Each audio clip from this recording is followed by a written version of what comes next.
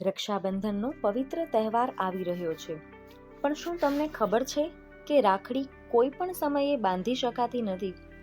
રક્ષાબંધનના દિવસે ભદ્રા કાળમાં રાખડી કેમ ન બાંધવી?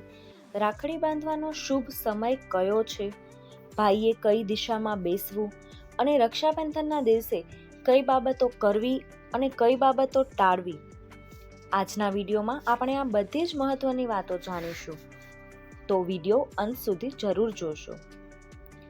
રાખડી બાંધવાનો શુભ સમય સવારે 6:28 થી 9:48 વાગ્યા સુધી, એટલે કે સવારે 6:30 થી 9:45 સુધી જણાવવામાં આવ્યો છે. પરંતુ અહીં એક વાત ખાસ ધ્યાનમાં રાખવાની છે: ભદ્રા કાળમાં રાખડી બાંધવાની પરંપરા નથી. હિન્દુ પંચાંગની પરંપરા પ્રમાણે ભદ્રા કાળને શુભ કાર્યો માટે ટાળવામાં આવે છે.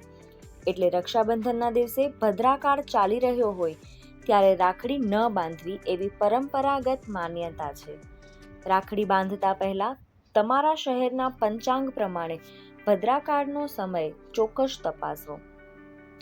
રાખડી બાંધતી વખતે કઈ દિશામાં બેસવું? પરંપરાગત માન્યતા પ્રમાણે ભાઈએ પૂર્વ દિશા તરફ મુખ રાખીને બેસવું શુભ માનવામાં આવે છે. ત્યારબાદ બહેન ભાઈને તિલક કરે, આરતી ઉતારે અને જમણા હાથ પર રાખડી બાંધે છે.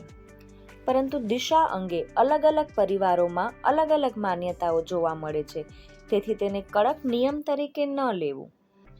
રક્ષાબંધનના દિવસે સૌથી પહેલા ભગવાનનું સ્મરણ કરો, પછી ભાઈ બહેન પ્રેમથી એકબીજાને શુભકામનાઓ આપે.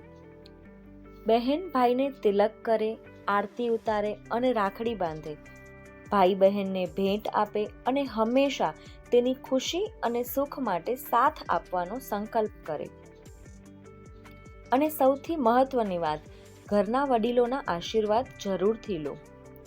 તહેવારના દિવસે નાની નાની વાતે ગુસ્સો અને ઝઘડો કરવાનું ટાળો. કોઈનું અપમાન ન કરો અને માત્ર દેખાડા માટે વધારે ખર્ચ કરવાને બદલે પ્રેમ અને લાગણીને મહત્વ આપવું. કારણ કે રક્ષાબંધનનો સાચો અર્થ મોંઘી ભેટ નથી.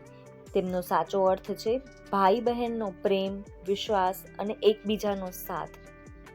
હવે જાણીએ અમુક એવી વાતો કે જેનું બહેને ખાસ ધ્યાન રાખવું. પહેલું, ભાઈની આરતી માટે લીધેલા ચોખાના દાણા તૂટેલા ન હોવા જોઈએ. બીજું, તિલક કરવા માટે કંકુનો ઉપયોગ કરવો, સિંદૂરનો નહીં.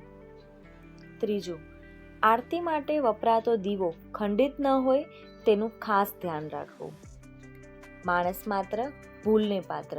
આ જાણકારી આપવામાં મારાથી કશું પણ ભૂલ થઈ ગઈ હોય તો માફ કરશો.